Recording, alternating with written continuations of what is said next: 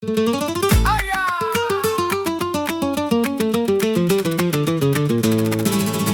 vaig veure el meu veí menjant-se un pernil sencer i jo li dic: però Joan, que et fotràs un bon paner.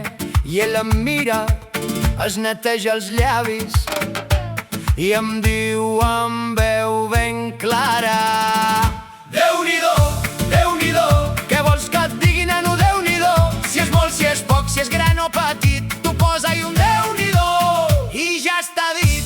Déu-n'hi-do, Déu-n'hi-do, una expressió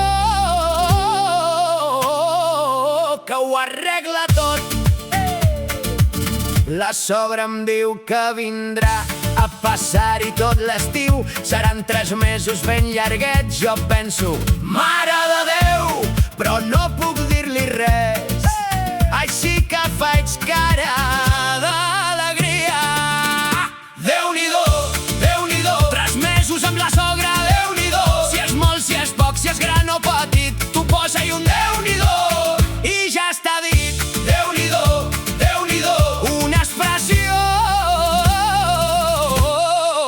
que ho arregla tot.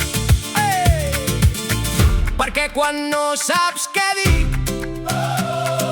quan la situació et supera, quan veus la factura del mecànic o el preu dels tomàquets al mercat, el Barça perd, el temps és gris, la hipoteca puja i puja, el gat s'ha menjat el sofà i el cotxe no arrenca de cap manera. Però nosaltres, bona gent, tenim l'arma secreta catalana.